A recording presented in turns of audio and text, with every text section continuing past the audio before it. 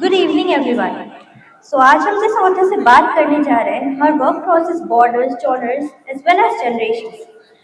Reena Ma'am is a novelist, journalist, screenwriter, and a storyteller whose writing blends history, humor, romance, identity, as well as now legacy. Reenita Ma'am, let's go on air with Bookswagon, where stories meet voices. We are so glad to have you here.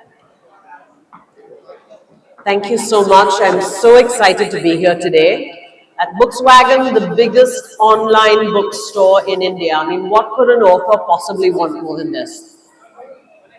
Thank you, ma'am. Ma'am, your journey from Mumbai to California is both personal and professional. How has it shaped your identity as a writer? My journey from Mumbai to California has been sort of long and varied because I went to the US as a student many, many years ago, and I've also lived in Asia. I've lived in Japan, I've lived in Hong Kong. So I've really gotten to understand a vast variety of cultures and how daily life and living sort of changes in all these places. But at the heart of it, my stories, I always say, I bring to my audiences stories of the South Asian experience. Now, here we are in India, you don't use the word South Asian. Iska matlab kya hai? I'm from India, I'm here. But outside of India, it's very important because, I write contemporary fiction, I write historical fiction, and of course, I write non-fiction, right? And it's the Indo-subcontinent which really shapes who we are, the baggage that we have, good, bad, and ugly, right? And really informs my story and the storytelling. And the plight of an Indian is different from that of an Indian American. And when you throw in a third culture, the fact that, I've lived in, let's say, Japan or Hong Kong, the Far East, that puts in its own sort of share of angst, and then your characters are informed accordingly. So definitely that journey from Mumbai to California has informed all of my storytelling, and context is everything. Okay. Ma'am, how did your background in journalism influence your approach to fiction and storytelling? Journalism, as I always say, and I was mentioning just a few minutes ago to you, is the one thing that has really stood me in good stead, because there are lots of things that you learn as a journalist, but I'm going to just name one or two. One is how to tell a story, the structure of a story with a solid beginning, middle, end. As a journalist, you don't have a lot of space. If you're writing an article, I mean, that's 500 words, 700 words, unless you're given a very long feature to do. If it's video or audio, I used to work on radio in the days when radio was a thing. You've even got shorter formats, sometimes 3 minutes, sometimes, 1.5 minutes. And you're thinking, oh my gosh, how do I bring a complete story, into that short a span of time? But it is possible, it is doable, because journalism really teaches you how to start with a hook, a hook to that story, so that listeners or readers are going to keep reading, are going to stick with it. And what happens in fiction? You browse a bookstore, whether it's online or offline, just look at everyone here. They're going to open, they're going to look at the first page, they're going to look at the first paragraph, they're going to look at the first sentence. If that doesn't hook them, they're not going to continue, right? So it's those basics that you learn as a journalist and carry through with you during your career in every single article you write, every single radio story, every single, video commentary. You must carry through in fiction too.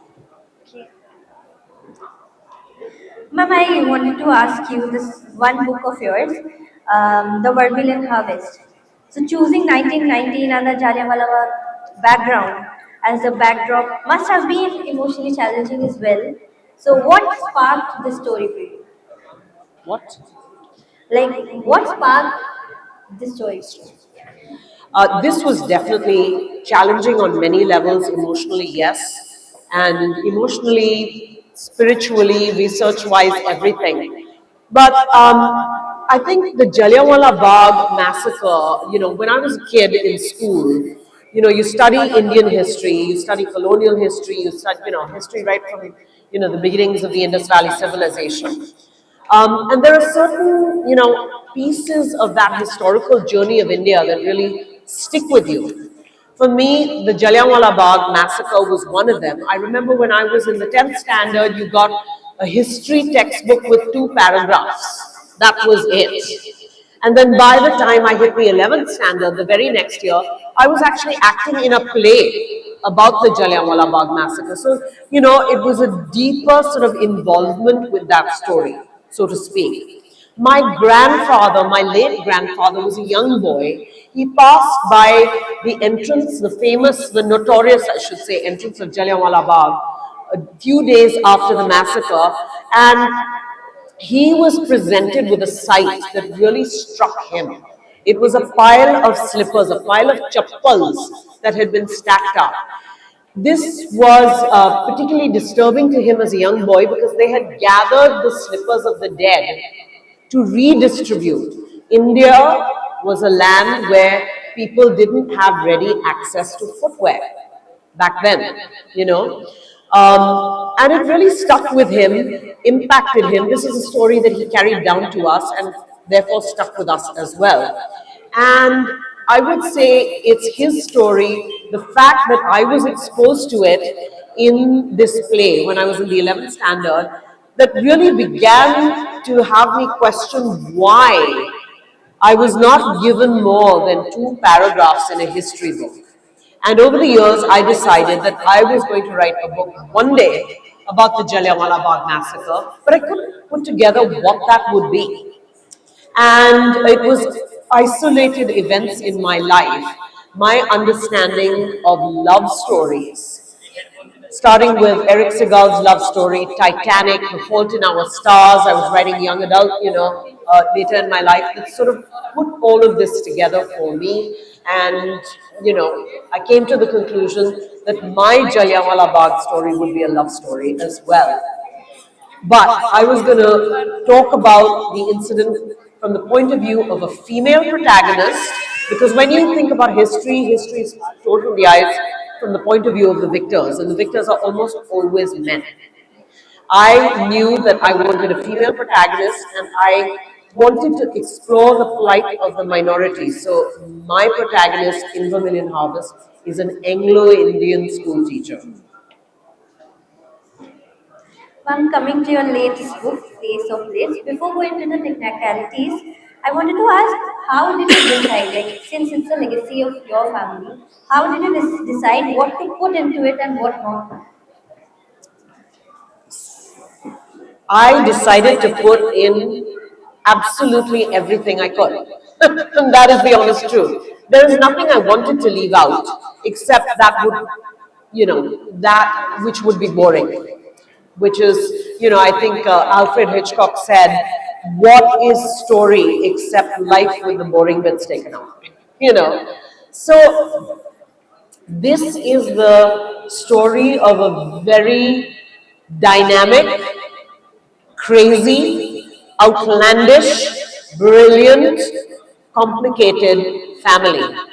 And all those adjectives apply to the man, the protagonist, Rajinder Kumar Malhotra, my late father, who hand-built India's razor blade industry with his own 2 hands. And I use the words industry because it went well beyond his company or his blades. It was the entire industry. He was corralling the other players, bringing them in. And he too was a very complicated man with a very complicated life. Conflict, conflict, conflict. Struggle, struggle, struggle. I mean, conflict is a part of our daily lives for everyone. And, the choice between sort of my standing here and getting to sort of my goal, my destination is, how do I circumvent that conflict? How do I overcome those obstacles every day, every minute, every season, with everyone who brings them my way? Because they will. That's life. And I grew up with this man as his child inside the household. I thought a lot like him, but I disagreed with so much of what he said and believed and then did or tried to do. I would argue with him all my life. And to me, by the time I grew up, when I really developed a relationship with him, more than just father-daughter, just friend to friend, you know, I understood what a dynamic man he was and what a brilliant story this was.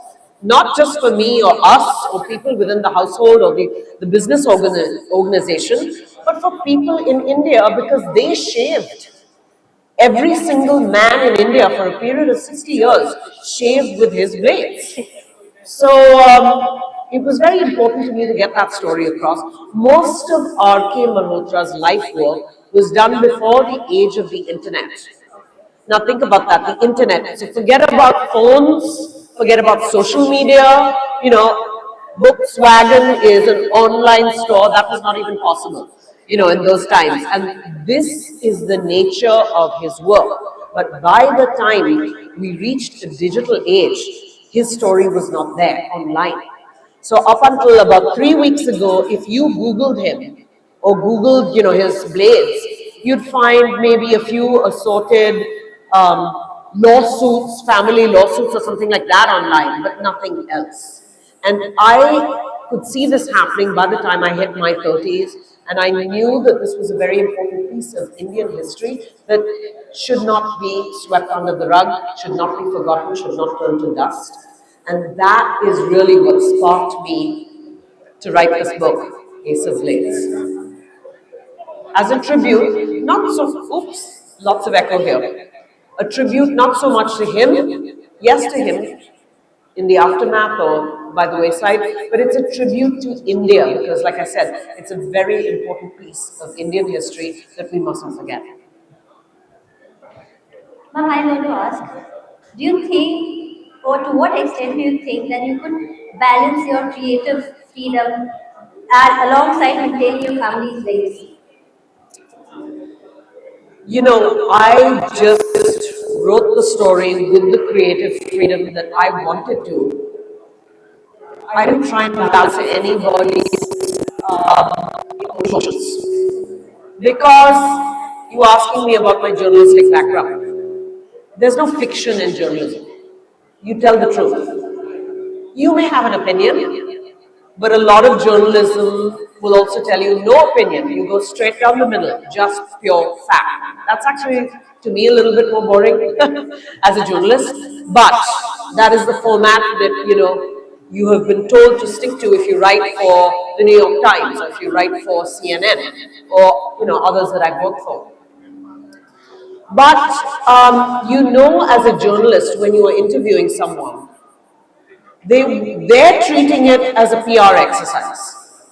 Right? That is the difference between the interviewer and the interviewee, especially when it comes to, I used to work for Bloomberg, so business journalism, because the whole reason they want to be on your show or in your article is because they want to look good, they want their company to look good, you know, they want their stock price to rise, whatever the case might be.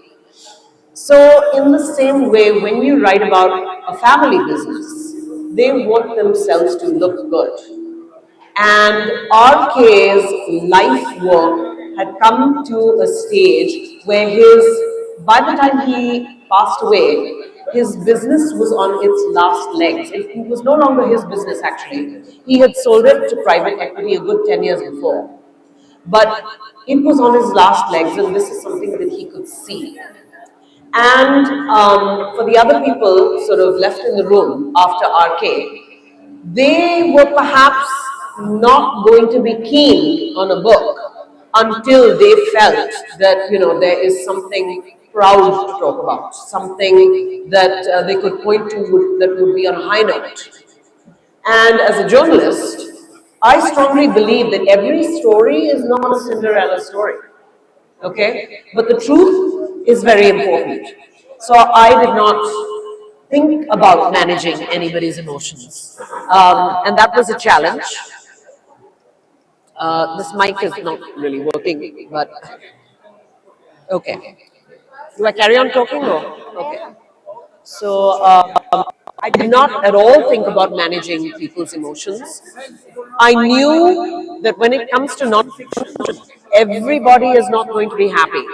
There are definitely going to be some people who are unhappy, but that is their cross to bear because that is the price of speaking the truth. Okay. And ma'am, the last question, my personal favorite is just before coming to this event, I saw your post on social media where you said that the Ace of Blades is not just any business story. People should expect more from it. So, what should our readers expect from your book? You know, I always ask this kind of question, this very question, in fact, to readers. I don't ask them what they should expect from it, but after they've read the book, I would ask them, did they get what they expected? So it's a little bit of a different spin. But Ace of Blades is not just a business book. Because somebody asked me this morning in another interview, he said, you know, you've really intertwined family with business. Why did you do that? And it's not a question of why I did that. This book could not be done without it. Because business was family and family was business, and, you know, never the two shall separate. You can't.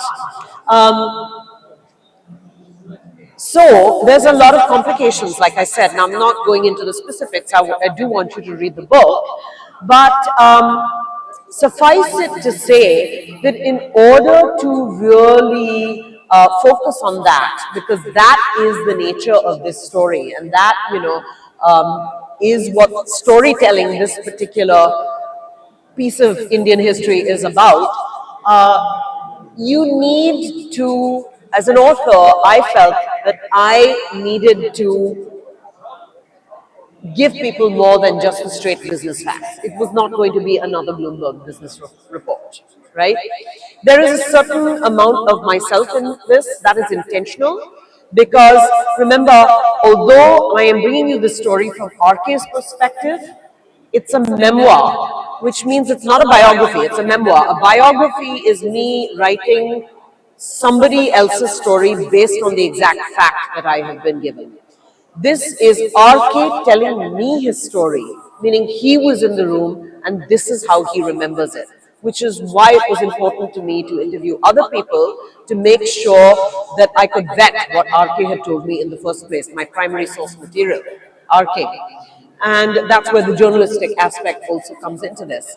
But when you put all of that together, you see that it's not just a straight set of business facts. It's not a Bloomberg business report, as I said, but it really is a story of family, of people. To me, it is Succession meets The Crown, but the Desi version, the Calcutta Punjabi family, Indian industry, Indian family business version. Thank you so much, ma'am, for insightful thoughts. Would you like to share anything with our readers? I would absolutely like to share the fact that I'm really thrilled to be here. It's my first time ever at the World Book Fair. And I have a session about Ace of Blades at the Author's Corner, 7 o'clock. It's just around the corner from here. And I would love it if you all would come by, you know, and participate in the conversation. And once you've read the book, please do write to me. I'm very engaged with my readers, and I'd love to hear what you have to say. Thank you so much, ma'am. Thank you, everyone, for being with us. Thank you. Thank you. Thank you. My books are available on bookswagon.com.